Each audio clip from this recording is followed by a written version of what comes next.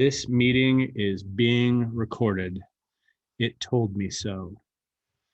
All right, let's see. Do we have it live? We are. See me, and chat will be right back. Good morning, everyone in internet land. I hope you guys are amazing.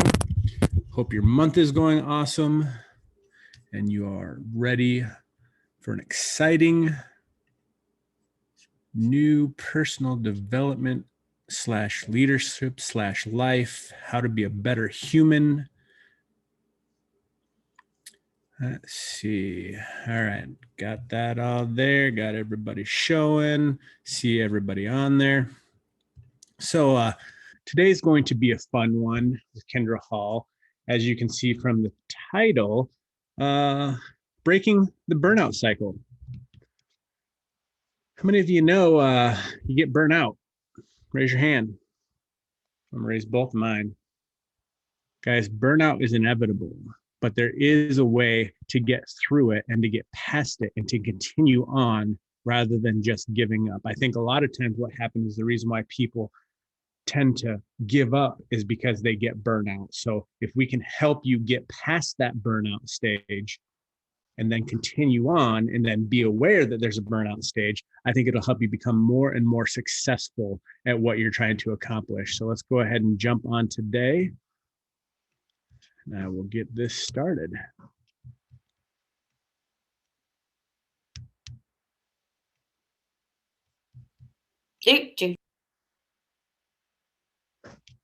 Maybe. Try again. Hey, Achievers, it's Kindra Hall. I'm going to give you just a couple seconds here to sign on. I was just talking to Garrett behind the stage, backstage, and he was saying it's a beautiful day in Texas, but I am in New York City where it is just raining and cloudy. I would love to know where all of you are joining from. So please send me a message in the chat. Let me know who you are, where you're from. My name is Kindra Hall. In case you didn't know, I'm the Chief Storytelling Officer here at Success, long-time lover of success. I host the podcast Success Stories with Kindra Hall. And today, the team actually had a very specific topic they wanted us to discuss. And I thought it was really timely, and I'm happy to be here to discuss it. So today, I'm going to be sharing my story or my strategies, really, for breaking the burnout cycle. Let me know in the chat if you have ever faced burnout before, if it has become like a cyclical thing for you. You're going along just fine, things get really intense, you burn out, maybe you completely crash.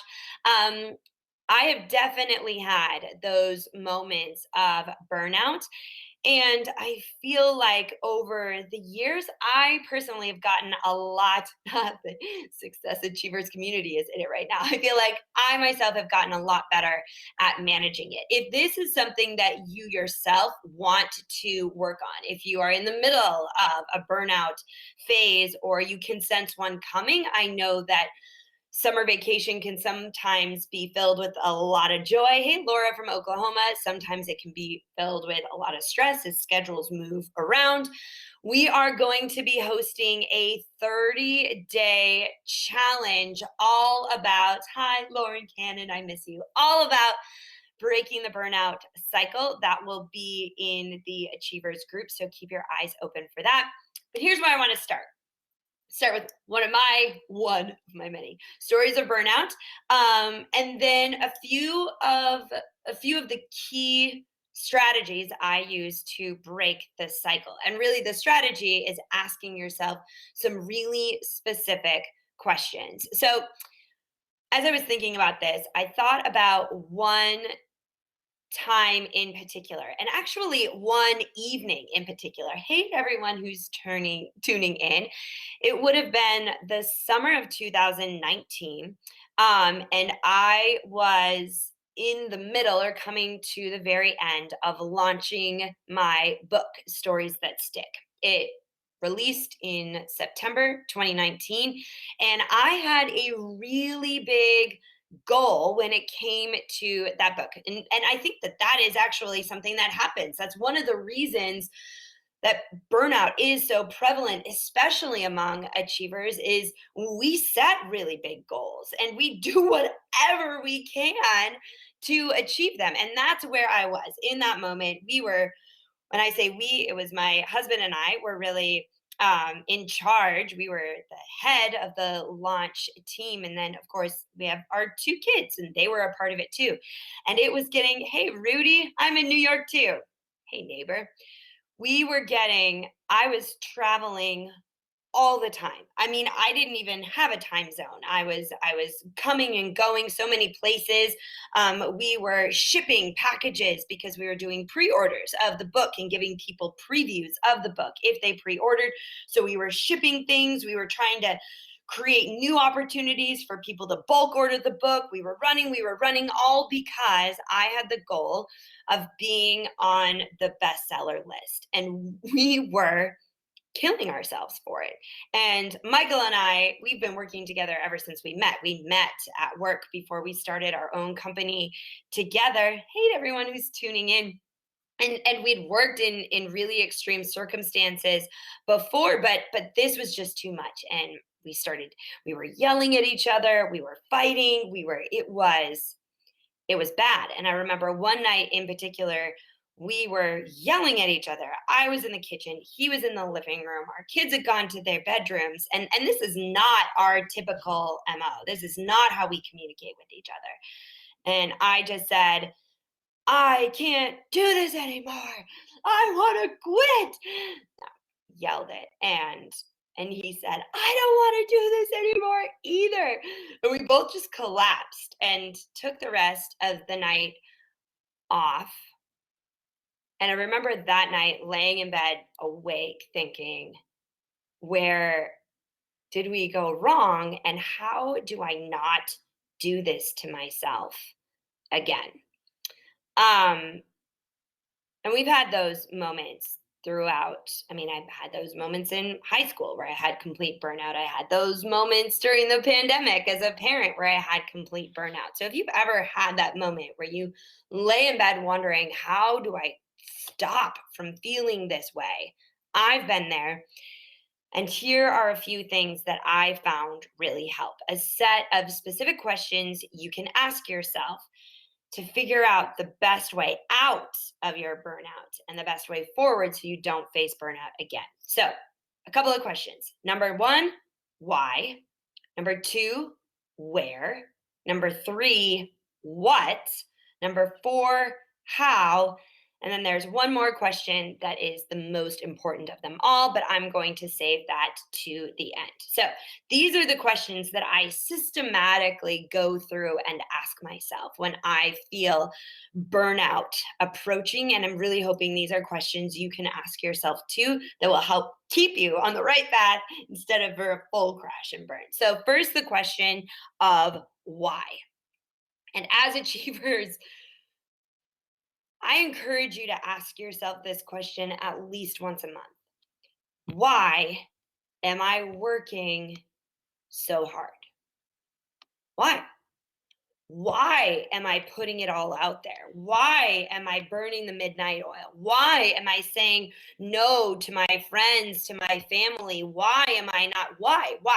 Now, this isn't a why, God, why question, but this is a really, you need to know the answer to this question. And the answer to this question can have a significant impact on whether you burn out or not. So 2 examples of when I've asked myself this question and 2 very different ways forward based on my answer. So let's go back to 2019 when we were running all over, doing everything we could to try to launch this book. I was facing burnout. Things were miserable. I asked myself, why? Why are we doing this? And the answer was very clear. It was because I wanted my book to be a best seller. And I'd seen people go before me saying they wanted a best-selling book, and they kind of just wrote a book and took a picture of it and smiled on Instagram and said, go buy my book. And that was it. And it didn't become a bestseller. I know that a book isn't going to sell itself. I had to do it. And I knew that goal, because then the next question, I knew why. I knew why we were doing it. We wanted to make a bestseller list. But then the next question is still a why. Why? Why do I want to be a bestseller? Well, there were answers for that too. Number one, I really wanted that. Right or wrong, it felt like there was some legitimacy that came with that title. And number two, I knew that it meant important things for my business as well. My topic is storytelling. Sometimes people don't take that very seriously. But if I write a best-selling book about storytelling, that could mean really good things for my business. So that was my answer to why. Now, with that answer, it made sense to keep going, right? Because it was a short period of time. I knew whether or not I would know whether or not I was a bestseller in just a few short months. Like, yes, did I need to take a few more breaks? Yes, did I need to make sure that I engaged in self-care? We'll talk more about that, of course. But the goal justified me working so hard to get there. And then suddenly it shifted. It didn't feel like burnout, which is something that feels like it happens to you. It felt like a choice that was worth it. So that was one of my answers to the question why. Here's another time I had to ask myself that same question. It was at the very beginning of 2020. So think January, February, pre-pandemic. And on New Year's Eve, we had the biggest year we'd ever had in 2019. And we sat down to do our goals. And I said to Michael, let's double it. Let's do twice as much revenue, whatever it takes. And we were all for it. And we mapped it out and what that would look like. And we were ready to go. And I took off running. I think I spent the night in my own bed 17 times, something like that, in the first 6 weeks of 2020. And right before everything shut down, we went on a spring break trip with the family. And while we were there, I said to Michael, I'm feeling so burnt out. Why? Why am I working this hard? Why? Oh, because I want to double my revenue. Why? And asking myself that question, there wasn't really an answer. I had what I wanted. Yes, there were some changes I wanted to make and things I wanted to improve, but why kill myself over it? It wasn't worth it. And so we decided, in an effort to not be in a constant cycle and state of burnout, to scale it back. Now, the globe scaled it back for us, but we made that decision before the pandemic hit. So you can see the same question, two different scenarios, which led to two very different actions, but in both cases alleviated and broke the burnout cycle. So that's the why question. Number two, an important question to ask yourself is where? Where is this coming from? Where is this? So let's go back to I'm working so hard. I'm pushing myself. Where does it come from that's what you need to be doing? And this is where, this is what my next book is all about. This is where we move into the realm of the stories we tell ourselves. Maybe you've told yourself that in order to be successful, you have to work all day and all night and not have any friends. Maybe you've told yourself that in order to be successful, it means sacrificing this or that. Or maybe you've told yourself that burnout is a requirement of success. And maybe you've backed these stories up with examples that you've seen on Instagram, or people in your family or friends who you assume are doing it the same way you are. A really important question to ask yourself, to break that burnout cycle is where is this idea that I need to be burned out in order to achieve that it is a necessary evil? Where does this come from? Is it programming from long ago and a lot of things have changed? It's an important question. Number 3, what? What can I change to alleviate all of the pressures that are on me? I want to take you back to last school year. If you have kids, I'm sure you had this similar similar situation where one day there was just an announcement that the kids are now going to be learning at home, and we were going to be their teachers. And good luck, right? Well, in New York, our kids are still in school right now. Now I have friends that are on the West Coast or in Arizona, for example. They were done with school before Memorial Day, so they had what, 2 months? We had like a lifetime, it felt like. And I felt so burnt out during that time because I was trying to save a company. I was trying to manage my own emotions and shock and fear and everything we went through during that time. I was also trying to be a teacher and trying to be a parent to kids whose lives were completely upended. And especially in New York City, it was really challenging. And so we made it through that time, but not without a couple rounds of burnout. And as last summer progressed and the school year approached, and it became very clear that things weren't going to be immediately back to normal, at least not for my children at our school, I asked myself, what can we change to alleviate some of the burnout? And one of the decisions we made, which was a decision we had the privilege to make, was to bring in some extra help. Now, we don't have any family in New York City, but we did have this really great waitress we met twice actually, at a restaurant. And she was out of a job because all the restaurants were closed. And so we reached out to her and said, hey, do you want to come and manage our kids' virtual schooling? And she wasn't a teacher, so we didn't have to pay like a teacher's salary. It was a win for her. It was a win for us. Now, did we have to make some sacrifices financially? Certainly. But it was completely worth it to ask ourselves what we could change and to change that thing, bring in additional support. Maybe, if we had family here, it could have been a cousin or a grandparent, whatever could have been done safely and effectively. So take a good look in those times of burnout and ask yourself, what can I change here? And even if at the first glance you say, no, there's no way I could do that, right? When we were like, well, let's get someone to manage school, we're like, no, we can't do that. Our business has been completely turned upside down. But by taking a little bit closer look, we found an incredible solution and alleviated a ton of burnout from this year. All right. Second to last question is how?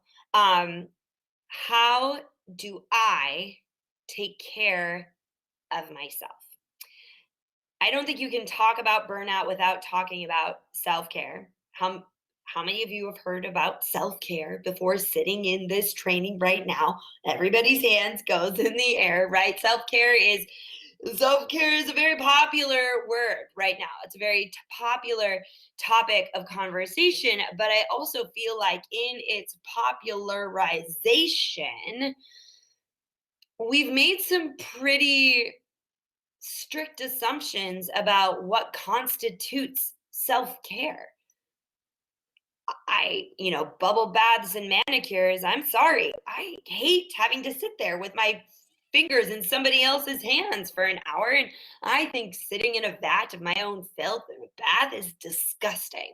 So those aren't going to work for me for self-care. And I also think that that exercise is a tricky aspect of self-care. I do believe that eating well, drinking water, and getting regular movement, exercise, are just baseline responsibilities or requirements that come with being human, okay? But unless you really love going to a yoga class, I don't consider that self care. I consider that human maintenance. All right. Now, for me, going to Soul Cycle is self care because I am filled with joy whenever I'm there. It doesn't feel like something I have to do. It feels like something I get to do. So if like I have friends who like running is their happy place, then by all means that can be your self care. But if you are one of those people who exercise to maintain your health and your humanness, that doesn't necessarily count as self-care. All right, that's what I'm just going to throw that out there. But it is important to ask then, so how how do I take care of myself? What feels good for me? And to accept that it might not be what feels good for other people. Something that feels really great for me, and it's taken me a while to learn what self-care is I love building Lego sets. Yeah, I'm basically a kid. Like, I don't think there's any self care guru out there who's going to say, and now what you should do is build a Lego set. But I love it. I love doing it. It makes me happy. It makes me relax. It uses my brain. I can get very zen. So that's what self care is for me.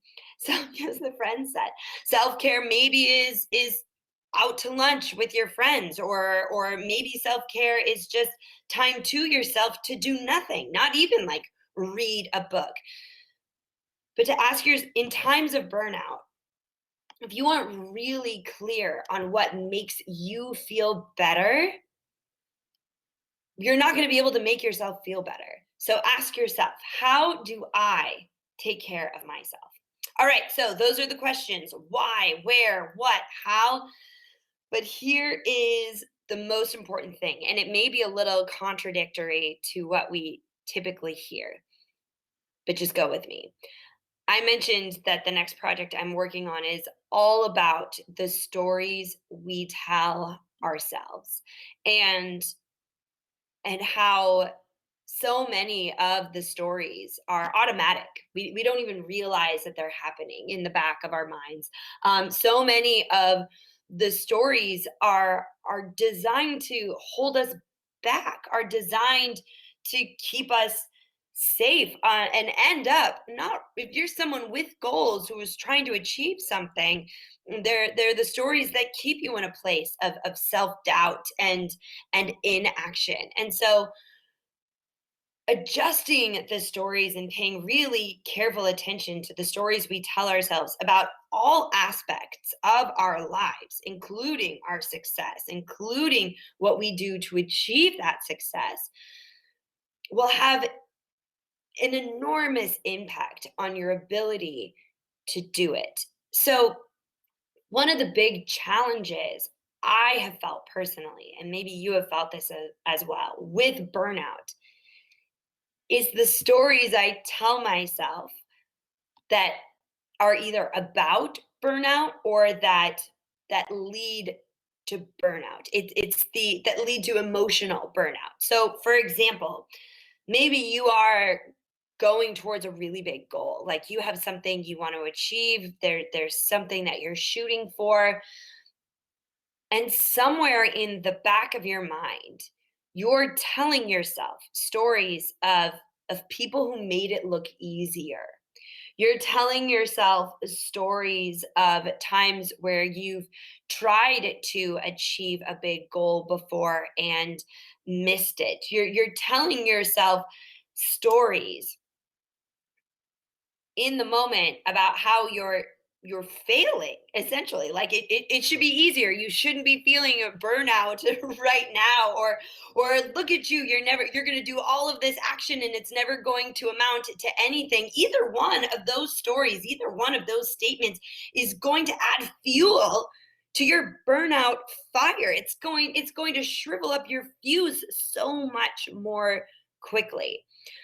So one of the keys when it comes to breaking the cycle of burnout is to pay very close attention to the stories you're telling yourself about what it is that you're working towards right now, and what it takes to achieve it, and even the burnout itself. I feel like we feel like failures if we burn out. And certainly that's not the ideal, it's not the ideal result. But telling yourself a story about you failing because you burned out is only going to add to the sensation of burnout. So, what stories could you tell yourself that will help take some of that pressure off and allow yourself time to relax, cool off, find some more energy so that you can move forward in the direction you desire? All right, I hope that this has been helpful for you. It's a little bit, I don't know, maybe it's a little bit different. Maybe you've heard all of this before, but again, when the success team asked me to share about breaking that burnout cycle, man, I've been through it before, and what an honor to be able to share with you a few of the things that have worked for me. So I hope that you keep pushing yourselves. I hope that you keep going for your goals, going for those dreams, and I hope you can do it without feeling those intense sensations of burnout. And know that I will be cheering for you. Keep an eye out for that 30-day challenge that's all about burnout in the Success Achievers group. I'm Kindra Hall, and I can't wait to hear all of the stories you'll tell. Take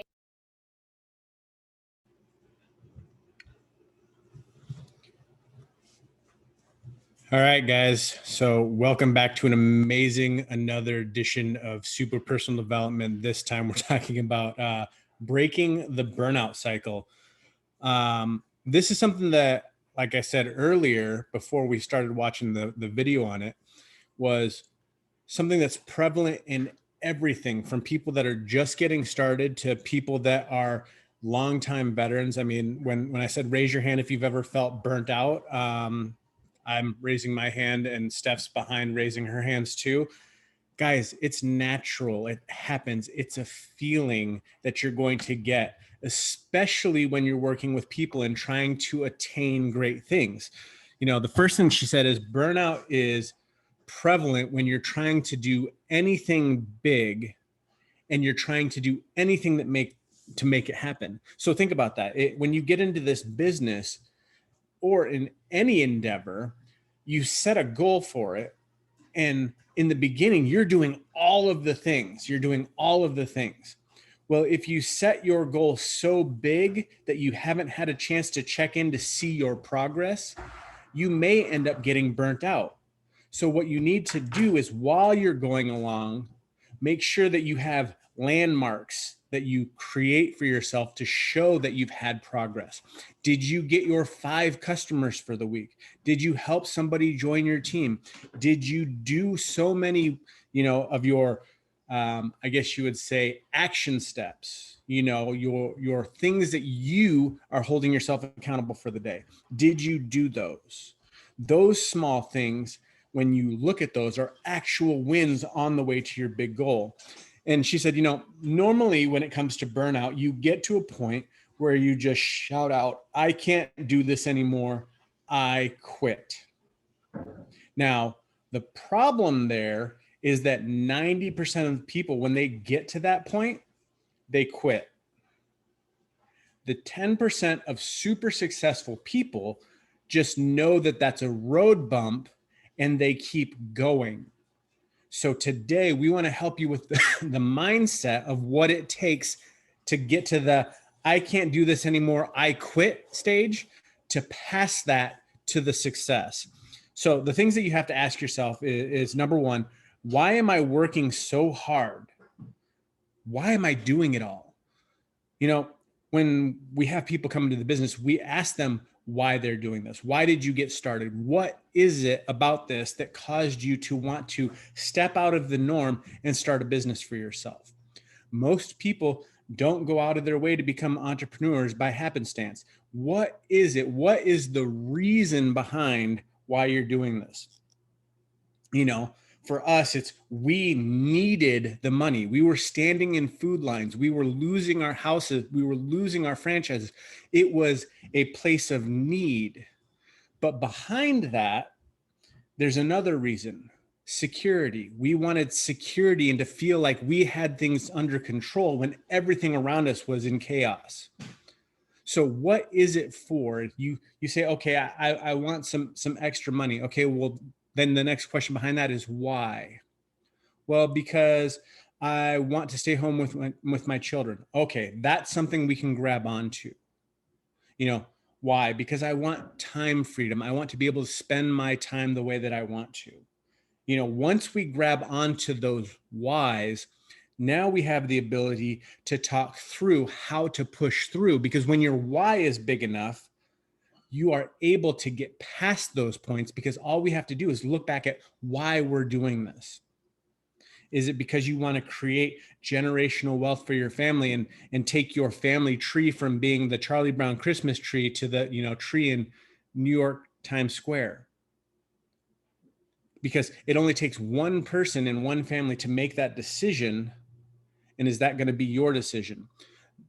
When your work doesn't match your why, you'll have frustration, burnout, because your why is there, you know, your goal is there, but you're not putting in the work that it takes to achieve it. So you get frustrated because you're not moving anywhere. But when your why is big enough and your workload and your hustle is hard enough, you'll be able to focus on that long enough to get to your goal, and it starves off burnout. Next thing is, where is the idea that you need to be burned out in order to be successful? You know, people talk about busy all the time. You know, busy is actually a problem that leads to burnout, because of the fact that when you are strategic and you are specific with your time, you can actually starve off burnout too. So the idea that you have to do all the things all the time is a myth. You can do all the things in a very focused amount of time and leverage that time over time over time over time to create great success. But the fact that you feel like you need to be doing something all the time is a fallacy, and that's what leads to burnout. So make it a point today to realize that you don't have to do everything all the time in order to not be, in order to get to the point where you're successful. So the burnout is what is going to keep you from that. So being aware that it's there will help you. Number 3 is, what can I change to alleviate all the pressures that are on me? Guys, take a look at what you're doing. Can you bring somebody in to help? Can you implement a system to make things run smoother? Can you ask questions of people that are at where you're at to help you get through the minefield? You know, that's one of the great examples is, you know, you're standing on one side of a minefield. You don't know where the mines are, but then there's a successful person that made it through on the other side. The obvious thing would be to ask them where they stepped. So can you ask somebody to help guide you through where it is you want to get to that has what you have? It says there are things that you can do to make changes that if you don't take the time to think about it and look at it, otherwise would not happen. So you have to physically take a moment and look and see and dissect what it is you're doing to see if there's any places that you can improve or implement things to make things easier for you. Number 4, how do I take care of myself? This is a point on self-care, and I love this because of the fact that it says, what does self-care look like to you? You know, the media talks about self-care as, you know, going to the spa, you know, having meditation time, doing, for some people, that's not what gets them going. You know, eat right, exercise, do all those things. Well, guys, eating right and exercise and fitness should just be baseline for you being a human. You should do it because it's going to sustain your life. Now, if you enjoy those things and they bring you a sense of peace and comfort, then yes, those are things of self-care. But self-care isn't something that can be prescribed for you. You can be told that you need to take it, but the thing is that the prescription for everybody is different. Self-care is different for everyone. That is why it's called self-care. It's not called others care. So you need to find out what it is that relaxes you and allows you to recharge, and then start to do that. If you need to do it once a month and that's fine for you, that's great.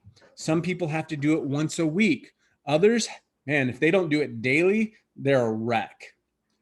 Number 5 is, what story are you telling yourself?